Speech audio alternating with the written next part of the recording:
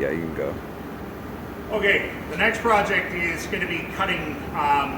We need something to set your evaporator coil on inside the furnace plenum itself. So there's two ways that we normally accomplish this. One is called rail, the other one is called a pan. A pan is one solid piece of sheet metal with a hole cut out of the middle of it. A lot of technicians require or want to see pans made at that point. I got a friend of mine who's a sheet metal guy and he hates rail. Hates rail. I always use rail. That's again just my preference. The great thing about rail is that you can have a bunch of pieces in the truck that you can go out and grab, so you don't need anything specific that's custom made for that particular furnace. So when I was out in the field, we would go ahead and have all kinds of pieces of rail in different increments of widths in the truck that we could just cut off to size. So the first thing that we're going to do is we're going to measure this evaporator coil, like a lot of them, is 13 inches in width.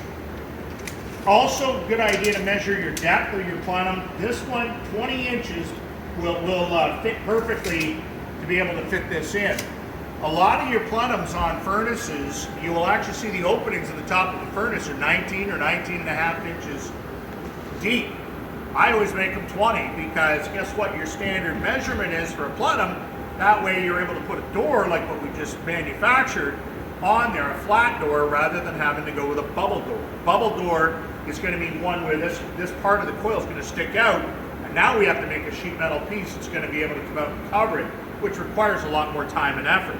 So to me, make a plenum, let's make it 20 inches deep, and then we're going to cover this issue. We don't have a problem. So now, if we set it at our standard plenum is 16 inches wide, I'm just taking a dimension. We know our coil is 13 inches wide. The other thing that I'll look at is what is this interior space in here? It looks like about 8 inches. So if you will, if we have a 16-inch coil, we need an 8-inch piece up the middle for that. What we're going to do is we're going to make some rail, in this case 4-inch rail. A piece of 4-inch rail will come in this side, a piece of 4-inch rail will come in this side. So when I go to manufacture that rail, what I normally do, now I'm going to show it, it's going to be a shorter piece when I make this demonstration, but normally I'm going to take at least 20 inches long for these samples. But what I'm going to do in this case, because I want 4-inch rail, I'm going to add 2 inches to this dimension. So when I come down here, I'm basically looking at 6 inches that I'm going to cut off this piece of sheet metal.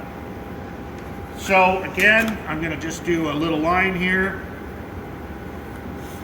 And then I take my snips.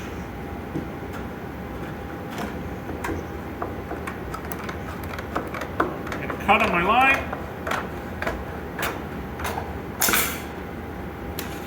Now what I can do is I can take my marking gauge, or if I don't have a marking gauge, I can just take, I'm going to do a 1 inch and a ½ inch. I'm going to do the same over here, a ½ inch and a 1 inch. And then I'm going to do an 1.5 inches. So I'm also going to have this mark on this side. So again, 1 inch, ½ inch, and if I've got my marking gauge, I can just kind of do that. 1 inch, ½ inch, and then 1.5 on this side. So now that I have this marked out for my rail, I'm going to go over to the brake.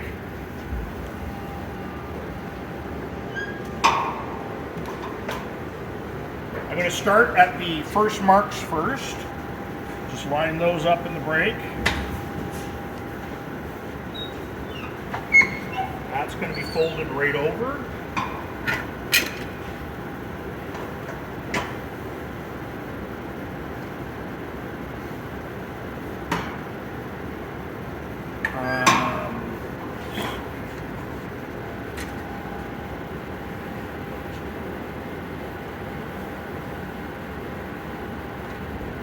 Actually, I only needed the ½ inch mark. I didn't need the 1 inch on this one, sorry. So I'm coming up 90 degrees on that 1.5 inch fold. The other fold that I'm going to do is the ½ inch mark out here. I was thinking of a plenum cover for some reason when I was using the mark. So I only need ½ inch marks on both sides and an 1.5 inch mark. So now what I'm going to do is bend that all the way over, and then I'm going to come back.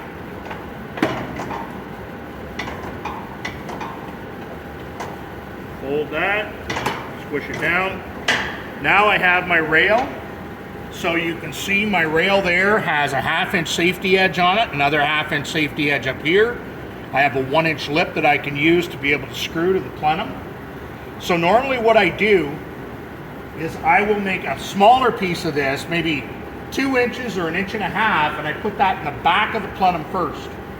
So I get my piece mounted where I want it in the back of the plenum. I usually make it a little higher elevation than where the front of the coil is going to sit, to allow for drainage of water at the front of that coil. A lot of these coils have a slant built into them. I still put a little bit of a slight slant on them when I'm doing it, okay? So now what I'm going to do is I usually will flip this over and mount that in the back of my plenum first. And I usually mount a screw right through the middle on the back, out the back of the plenum. Then what I do is I fire a screw in on this side, and I fire a screw in on this side. So now I've got 3 screws in this thing, all pointing out the back of the plenum, so from the inside out. I hate that. Unless that plenum can never be touched by human hands, what I do now is I back out screw number 1, I walk around back of the plenum and fire it back in the other direction, so that now the point of the screw is back inside the plenum, and the head of the screw is going to be outside, so people aren't going to rip their fingers all up on them. As a technician, I've had that happen. That's never fun. You're bleeding all over the place. So then what I'll do is take screw number 2, and I'll back. I think there's somebody. I thought I heard a nod. Screw number 2, I back that out, go around, and then fire that back in, and then screw number 3 as well. So a lot of times I will have all 3 of those backed out and then turned back in. Okay. So we've got those 3 screws that are going to be mounted there. So when those 3 screws are mounted like this, now what I'm going to do, and I've got that flip kind of upside down, now what I do is I take my rail, and now I'm going to put it in. Now I've got a shelf on the back, and I'm going to mount it now, and again, fire screws in, either holding it and guessing from the outside. You get to be pretty good at figuring out where to put those screws in to hold it, or you can put them in again from the inside, back them out, and put them back in from the outside on both of those sides. Now I'm able to slide my coil in, and now I have rail, and then I've got my cover as well, which is going to go over my coil.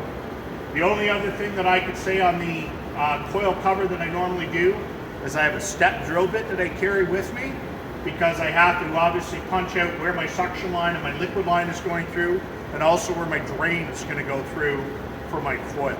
So to me, I get everything all situated inside the plenum, then I'll go ahead and take my tape measure and carefully measure out where those holes are going to go, and then when I go ahead and put my cover, it should go on over those tubes, those drain tubes, and everything should line up so that we're able to go ahead and have a nice neat installation. Perfect.